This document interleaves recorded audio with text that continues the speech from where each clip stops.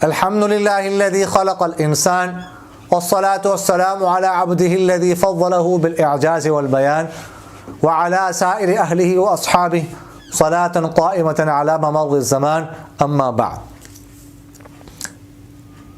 ایک شخص نے سوال کیا ہے کہ پہلی قاعدے میں اگر مقتدی نے تشہد پورا نہ کیا اور امام صاحب تیسری رکعت کے لیے کھڑے ہو جائے تو مقتدی کیا کرے؟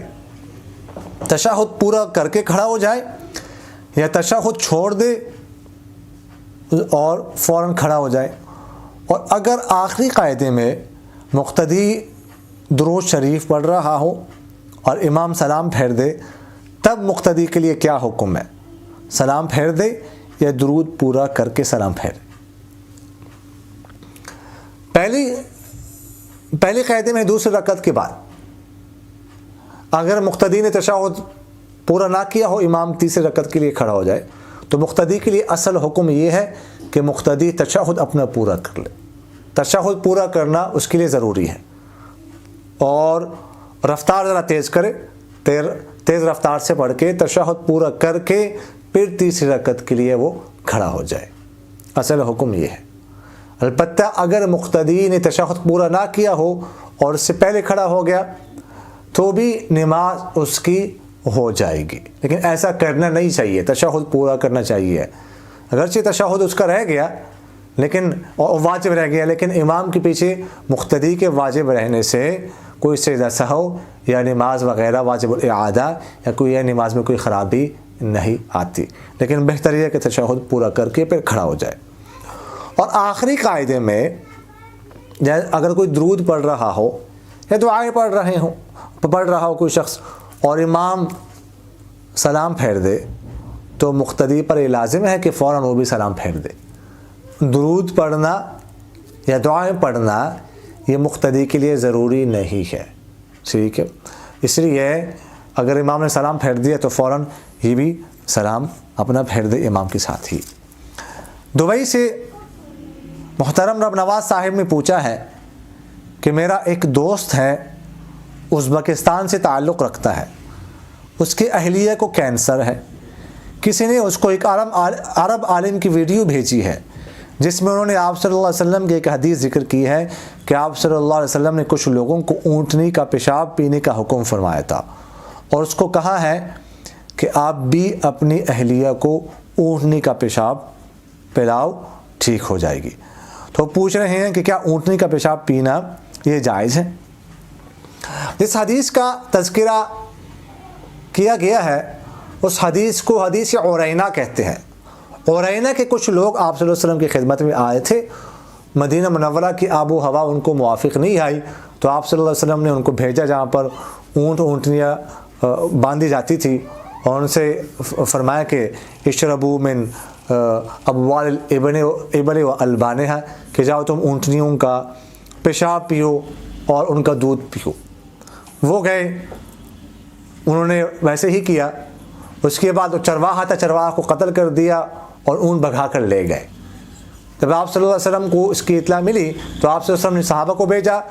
درمیان میں راستے میں ان کو گرفتار کیا گیا، اونٹ ان سے چھڑائے گئے اور ان کو بھی قتل کیا گیا اور ہاتھ پاؤں ان کے کاٹے گئے. انہوں نے بھی چرواہے کے ساتھ ایسے ہی کیا تھا اور وہ حدیث شریف میں آتا ہے تڑپ رہے تھے، زمین پر پانی مانگ رہے تھے. چونکہ جیسے انہوں نے کیا تھا ویسے ان کے ساتھ کیا گیا. انہوں نے بھی چرواہے کے ساتھ ایسے ہی کیا تھا.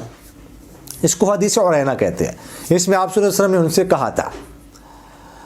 لیکن جہاں تک اس حدیث کا تعلق ہے، بعض محدثین تو یہ فرماتے ہیں کہ اس میں مراد خارجی استعمال تھا، پینا مراد نہیں تھا. انہوں نے توجیہ یہ کی ہے، لیکن حدیث کی یہ توجیہ کرنا بظاہر درست نہیں لگتی. اس لیے اس میں شرب کا لفظ ہے کہ تم پیو. تو اس لیے ایک توجیہ کی گئی ہے کہ آپ صلی اللہ علیہ وسلم کو وحی کے ذریعے سے بتا دیا گیا تھا کہ ان کا علاج اسی میں ہے، ٹھیک ہے. اور جیسے آگے انہوں نے کام کیا، جو غلط کام کیا، چرواہے کو قتل کر دیا، بھگا کے لے گئے، تو آپ صلی اللہ علیہ وسلم کو وحی کے ذریعے سے بتا دیا گیا تھا کہ ان کو یہی کہا جائے اور ان کا علاج اسی میں ہے. جہاں تک اونٹنی کا پیشاب علاج کے لیے پینے کا تعلق ہے تو فقہا تو یہ فرماتے ہیں کہ اونٹنی کا پیشاب نجس ہے، لیکن علاج کے طور پر بعض فقہا جو ہے حرام چیز سے علاج، حرام چیز کو علاج کے لیے جائز قرار دیتے ہیں۔ تو اگر کینسر کا علاج کسی نے یہ بتایا کہ اونٹنی کا پیشاب پیا جائے، کوئی ماہر ڈاکٹر، تجربہ کار ڈاکٹر کیونکہ حرام چیز کا بطور علاج کہہ دے اور اس میں غالب گمان نہیں ہو، یقین تو ہم نہیں کہہ سکتے یقینی شفا ہو، غالب گمان نہیں ہو کہ اسی میں شفا ہے، تو بعض فقہا کہ ہاں پھر اس حرام چیز کو بطور علاج دوائی استعمال کرنا یہ درست ہے۔ تو اسی طرح کا اونٹنی کا پیشاب کوئی ماہر تجربہ کار ڈاکٹر یہ کہہ دے کہ کینسر کے لیے پیا جائے، تو پھر بعض فقہا کہ ہاں اس کی گنجائش ہے، اس کو پیا جا سکتا ہے، ہاں خاص کر جبکہ حدیث میں امر کا صیغہ استعمال ہوا ہے تو کم سے کم اس سے کچھ نہ کچھ گنجائش معلوم ہوتی ہے، اس لیے اگر اتنی سختی ہوتی تو شاید آپ صلی اللہ علیہ وسلم پھر اس طرح حکم نہ فرماتے۔ تو آپ صلی اللہ علیہ وسلم کا بھی اس جو حکم ان کو کہا گیا کہ اونٹنی کا پیشاب پیو، تو اس سے بھی کچھ نہ کچھ گنجائش نکل سکتی ہے، تو مجبوری کے تحت اگر تجربہ کار ڈاکٹر مشورہ دیں تو پھر اس کو بعض فقہا فرماتے ہیں کہ اس مشورے پر عمل کیا جا سکتا ہے اور اس طرح کی چیز کو بطور علاج استعمال کیا جا سکتا ہے۔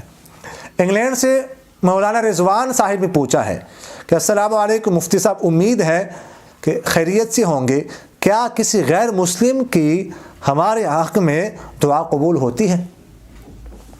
دیکھیے گا، دعا قبول ہونے کے لیے مسلمان ہونا ضروری نہیں ہے، مسلمان ہونا شرط نہیں ہے، دعا کسی غیر مسلم کی بھی قبول ہو سکتی ہے۔ شیطان نے دعا مانگی تھی انظرنی الی یوم یبعثون کہ جی اٹھنے کے دن تک مجھے مہلت دی جائے، اللہ تعالیٰ نے اس کو مہلت دے دی، اس کی دعا قبول کی، اگرچہ قیامت تک نہیں بلکہ نفخہ اولا تک، لیکن اس نے دعا مانگی تھی۔ تو محدثین یہاں پر مفسرین نے لکھا ہوا ہے کہ اس سے معلوم ہوا کہ شیطان کی دعا بھی قبول ہو گئی، تو کسی غیر مسلم کی دعا بھی قبول ہو سکتی ہے، دعا کے لیے مسلمان ہونا ضروری نہیں ہے۔ اقول قولی هذا استغفر اللہ لی ولکم ولسائر المسلمین فاستغفروہ انہ هو الغفور۔ میرا دل بدل دے، میرا دل بدل دے، میرا دل بدل دے، میرا دل بدل دے۔